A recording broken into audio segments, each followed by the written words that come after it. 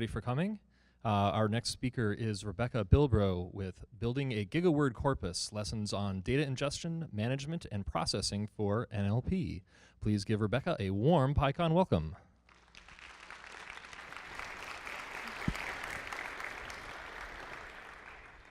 Hello. Welcome to my talk on building a Gigaword corpus for NLP. So I'd like to begin by talking a little bit about my motivation for building such a large custom corpus and for giving this talk. And I want to try to convince you also that you would like to build a custom corpus for text processing. But then I'm going to tell you all the stuff that could go wrong if you do. Just to kind of measure your expectations a little bit. So the kinds of things that will likely go wrong kind of from the beginning, the data ingestion phase, all the way through management and loading, preprocessing, and analysis. Then I will talk about some of the lessons that we learned. Hopefully you can learn from our mistakes and not make the same mistakes, make new mistakes. And also kind of introduce some of the open source tools that we built to make this work easier in the hopes that you will be able to leverage those tools yourself. First off, my name is Rebecca Bilbro. I am a data scientist. I live in Washington, D.C.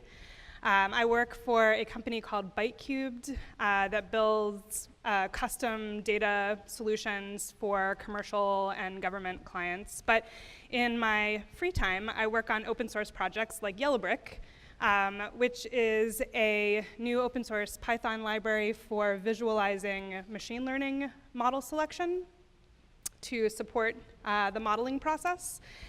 So it's pure Python, it uses matplotlib, and it's sort of modeled on the scikit-learn API, if you're familiar with that. So I do this work with a team called District Data Labs, some of which is here with me. And many of us are here at the conference, so you're likely to bump into some of us. So District Data Labs is a Washington, D.C.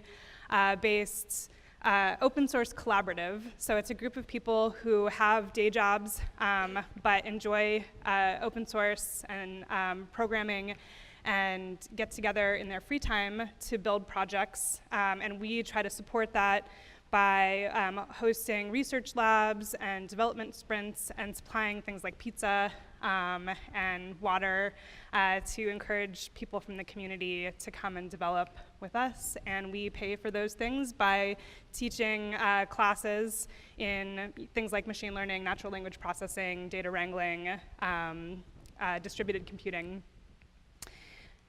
And there has been recently quite a lot of interest in classes on natural language processing. And so this is kind of how this journey begins. There is a dramatic increase in recently in applications that are integrating sort of seamlessly and quietly, these innovative natural language processing features that extend the usability for all of us. So for instance, Gmail just released a new feature, probably some of you have noticed it, where it kind of scans through your incoming email and suggests, convenient, quick responses, so you don't have to type out, like, sounds great, see you tomorrow.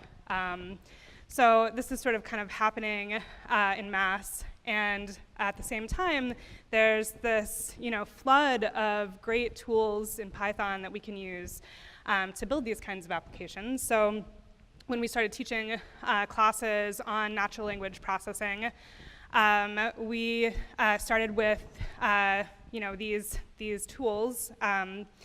And we started with NLTK in particular. NLTK, the Natural Language Toolkit, is an excellent library for kind of learning foundations of natural language processing. It comes with a lot of stuff, including things like part-of-speech tagging and lexing and custom corpus readers for all different kinds of corpora. And it also comes with sample texts that you can use to experiment and learn how this all works under the hood. So for example, it comes with books like Moby Dick. And these are texts that have already been processed, have already been part of speech tagged and parsed. So you can call really, convenient methods and quickly kind of find word similarities and identify common contexts between words and look for, the windows within which, words are likely to appear, which starts to give you, a really good sense of what's happening in the text. What it doesn't give you is, a text that you can use to build like a whaling chatbot. So this isn't kind of sufficient. You can't just use Moby Dick to build something like that. You need a big corpus to do that. And so for something like that, there are, big corpora out there that you can use. For instance, the Wikipedia corpus is pretty easy to pull down, and our friends over at Gensim, thank you, Lev, have, made this, a matter of just a couple of lines. They've got, kind of these convenient tools so you can pull down the corpus, you can quickly parse it and vectorize it and get it into a matrix and do something like latent semantic analysis and pull out the most salient topics. And this is incredibly powerful to be able to do this with so few lines of code. But when you do this, what do you end up with?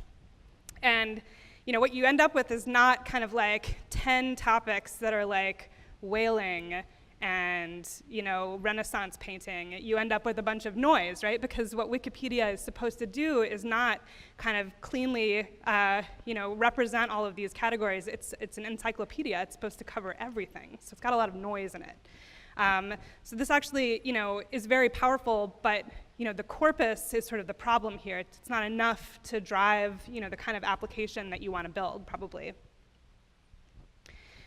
So you need a custom corpus. You have to build it yourself. And that's really kind of one of the big lessons learned here.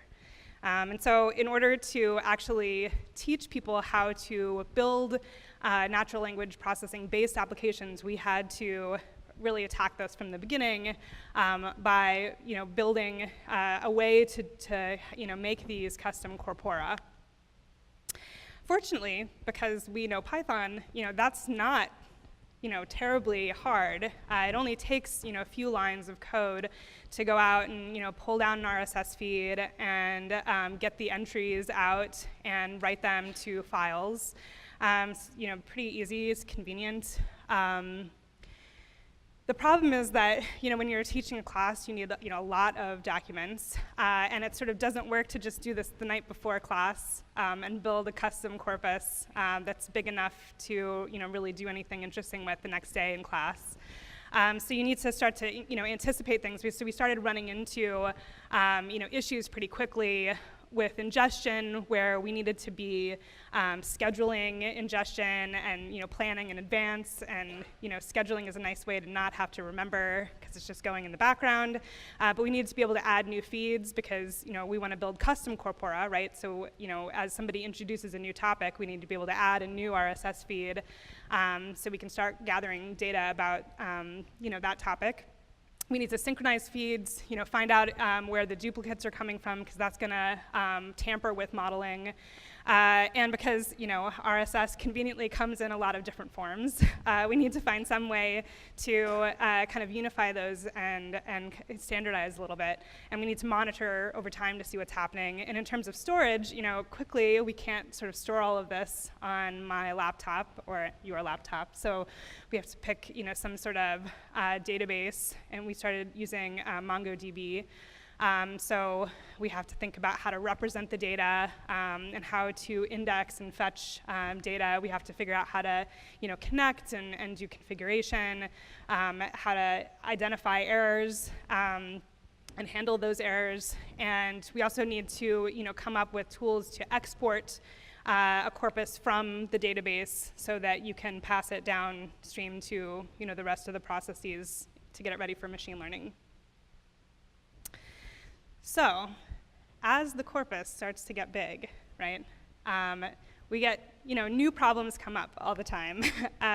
So cost starts to become an issue as we have to get increasingly big EC2 instances to hold all of this data, and we get sort of surprising results from time to time. For instance, the time when we realized that there are all of these massive news article documents that had embedded videos in them. So that was causing an issue. So what started out as a few lines of RSS feed ingestion turned into this sort of production grade ingestion engine called Baleen, that has a lot of different components that handle these different issues that we encountered. And yet, even though we sort of have solved one problem, we have this whole new class of problems. Now that we have this raw corpus, we actually don't have usable data for machine learning yet. And so,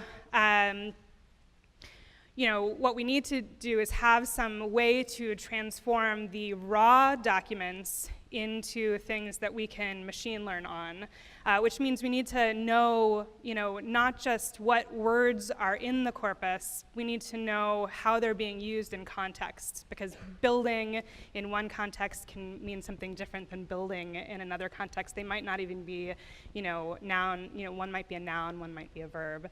And so what we end up with is a list of, HTML documents, each of which is a list of paragraphs, each of which is a list of sentences, each of which is a list of token tag tuples.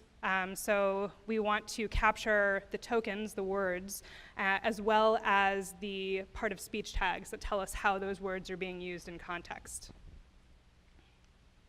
As you might imagine, that processing step gets computationally intensive. And at some point, you want to be able to get sort of streaming access so that we can process chunks of the text at a time and not kind of do this all at once and crash everything. So we want a corpus reader that will let us kind of selectively pick chunks of the raw corpus for processing. We also want to be able to periodically store this post-processed corpus, this tokenized corpus, so that every time we run our machine learning models, we don't have to start from the very beginning, because that is annoying. And so what we end up with is, this list of tuples, and we still have to vectorize them, right? We need numerical vectors in order to do machine learning.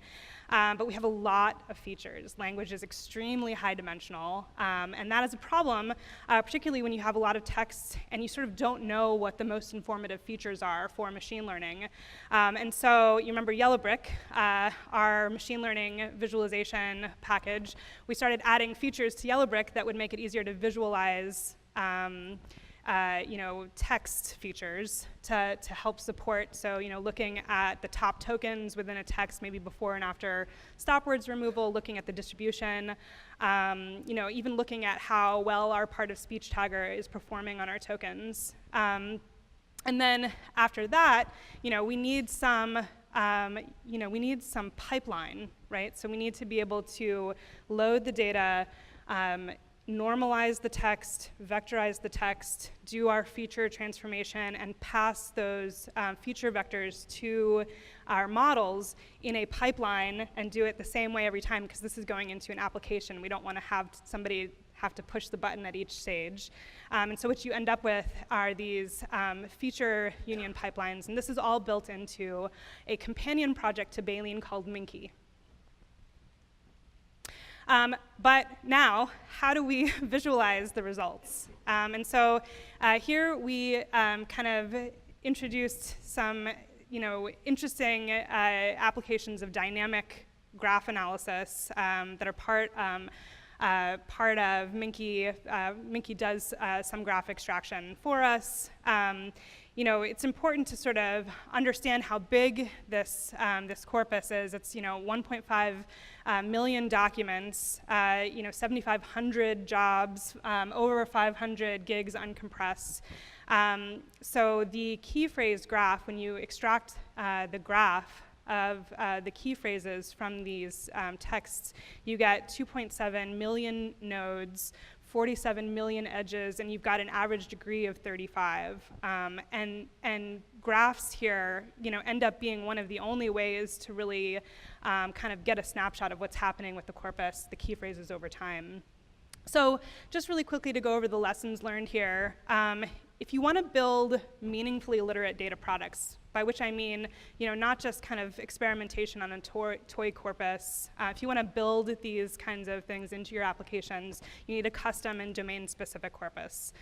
You also need a data management layer that allows for kind of flexible, iterative machine learning modeling. You want to be able to kind of experiment with feature analysis and algorithm selection, trying different algorithms. You want to be able to tune your hyperparameters, and you want to have the confidence of the data management layer that supports, iterating not at the kind of data management layer, but iterating at that kind of machine learning, the model selection layer. You need a custom corpus reader that's going to allow you to do streaming access to your corpus, and you need to plan for kind of intermediate storage of this post-process corpus, so you don't have to do the processing stage every time you want to fit a model. And you need tools for steering and for interpretation and analysis. So what we propose is graph analysis and using something like Yellowbrick to kind of help steer the modeling process to see kind of how the results are turning out. So, we kind of put all of these lessons learned together into a book. We did so my partners, Benjamin Bengfort and Tony Ojeda, who are my co-authors in this book, we did a book signing for the early release of the book with O'Reilly last night. And if you were there, you got a signed copy of the early release, which has the first half to 2/3 of the chapters. If you missed it, it's okay, because you can still buy those. You can buy the early release online, and as we push out new chapters, you'll get a ping that there's new chapters you can pull down. So we would love to have you check out the book and buy a copy. But of course, these are things that we made open source. So Baleen, the RSS ingestion engine, and Minky, the text processing and graph extraction tool library are available on GitHub, and we would love for you to check out those projects, fork them, submit issues, suggestions, or just tell us how you're using them so we can see kind of what you build with them. Yellowbrick, the machine learning visualization library, is also on GitHub, and we would be delighted to have you check that out and contribute, check out the issues, and see if there's anything that you want to work on. We'll be here for the sprints, working on all of these projects, so you're welcome to come visit us during the sprints and see how you might contribute and hear more about what we're doing. We have a bunch of people from the District Data Labs team here doing all kinds of things. We had a great tutorial from Nicole Donnelly on the first tutorial day on getting data.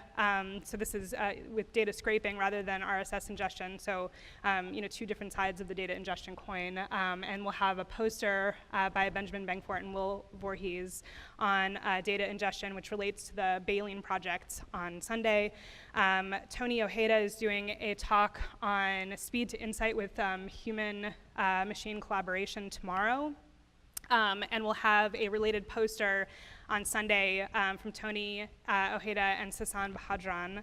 And then if you're interested in machine learning, we've got 2 posters related to machine learning.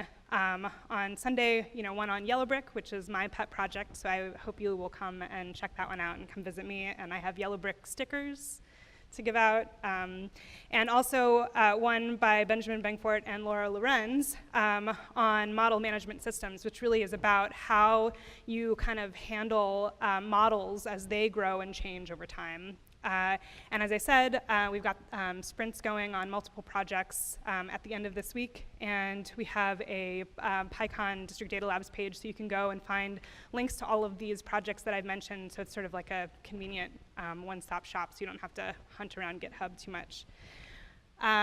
So thanks very much. Again, my name's Rebecca, and you're welcome to find me on Twitter or GitHub. Most of my handles are Rebecca Bilbro, so at Rebecca on Twitter and GitHub and LinkedIn, so it should be pretty easy to find me. And hopefully we'll get to talk and see each other around during the rest of the conference. Thanks very much.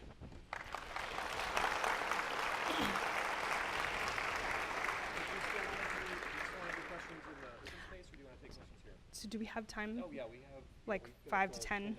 So yeah, I think it's okay. If Okay, people wanna so ask questions. thanks everybody for coming. We can do 10 minutes of Q&A here. So please step up to the mics, and as always, please remember to phrase your question in the form of a question. I have a twofold question. There are some techniques that have become more trending in NLP, like bidirectional LSTMs and word-to-vec and so on. And in those cases, it is not necessary to do things like parts of speech tagging and so on. So the question, 2 parts. What was the machine learning model, or what was the problem that you were trying to solve for which you wanted to build these corpuses?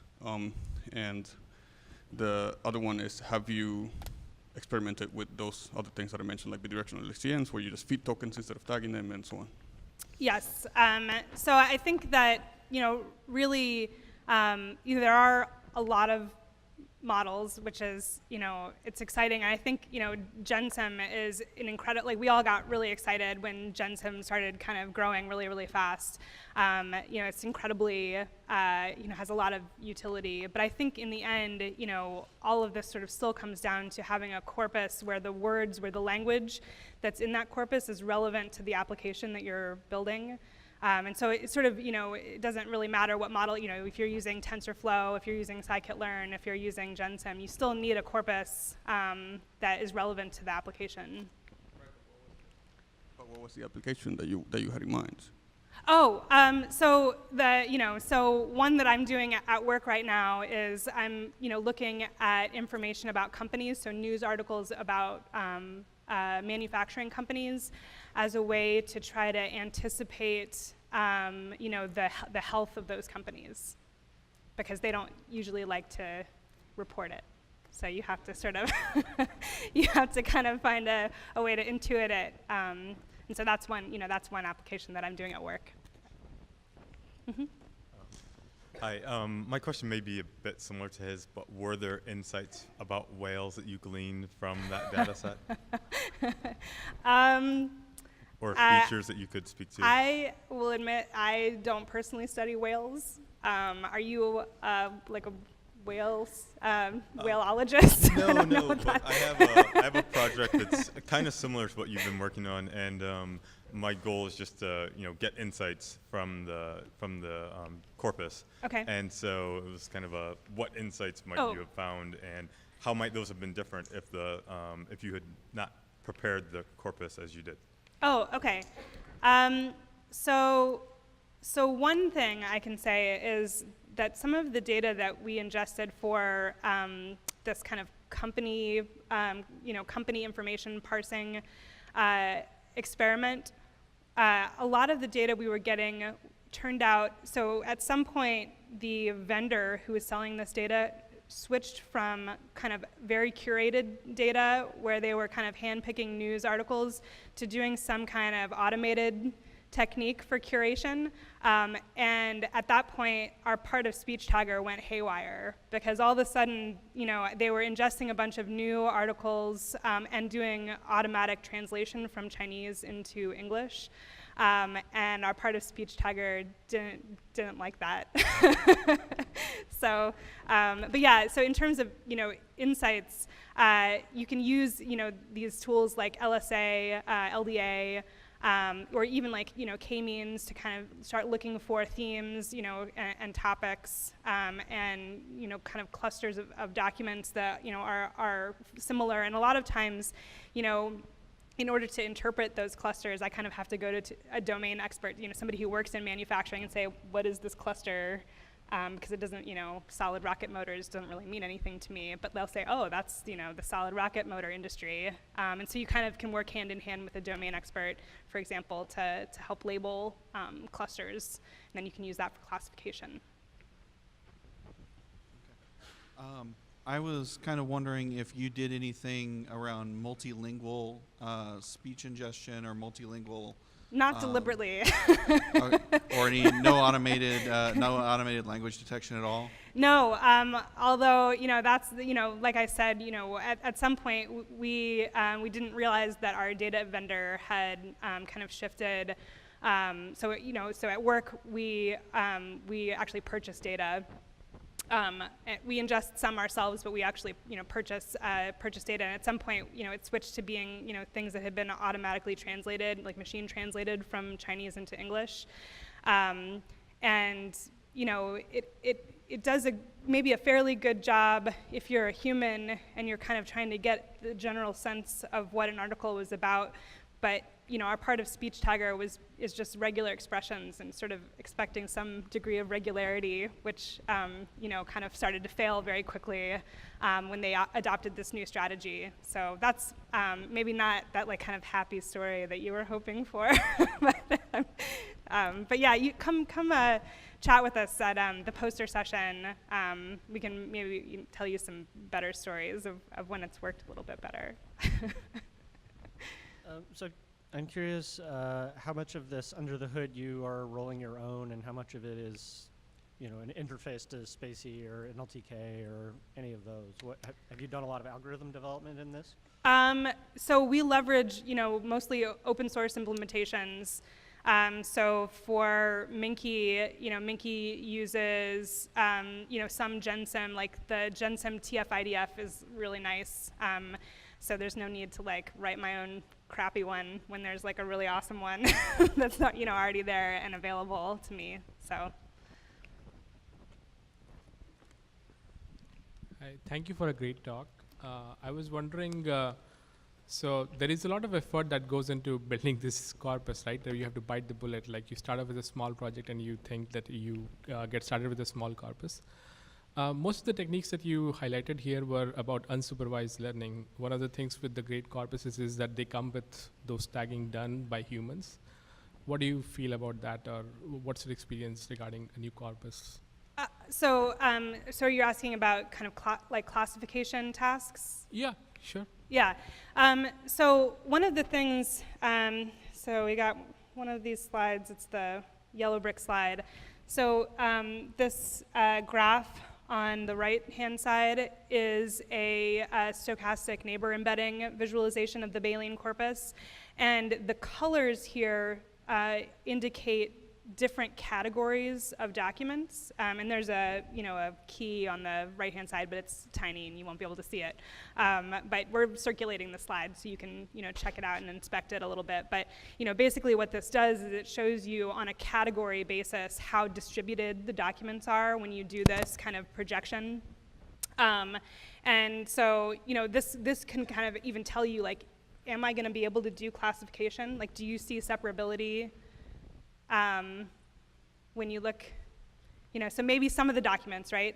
But some of them, like this gray one that's kind of like smooshed all over everything, maybe pull that out and see if you can get some like nice, more cohesive clusters before, so, but basically, classification sort of depends on separability. So this is, one way to visually explore that. Does that answer your question? Partly, I was more wondering about, like, when you're building a corpus, do you also, most of the corpuses historically that we have used are human tagged.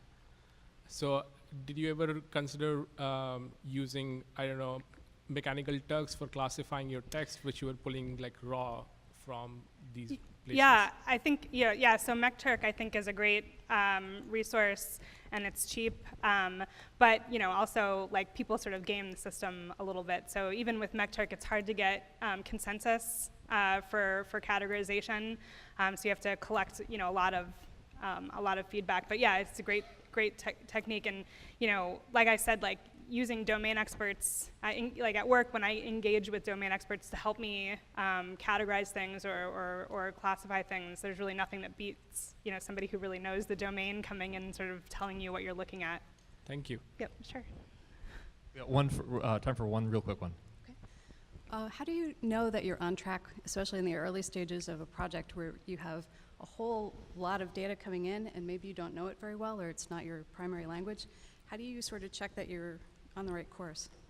So on the right course in terms of like, am I actually collecting a domain-specific corpus? Before you invest hours and hundreds of thousands of hours. Actually, that's a really great question. And what I would suggest is using something like this kind of periodically over time and sort of looking at how it changes over time. And if you're getting kind of like blah,